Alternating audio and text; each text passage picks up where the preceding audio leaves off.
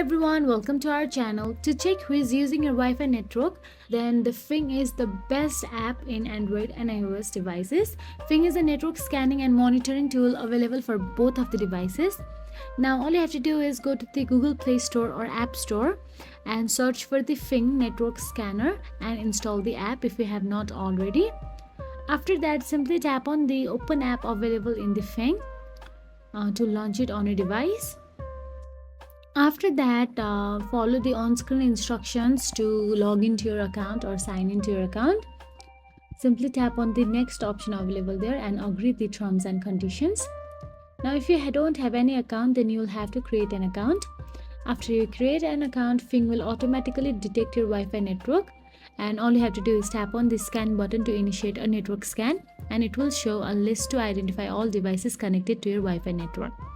So that's it. If you found this video helpful, please like, share and subscribe our channel, and thank you so much for watching.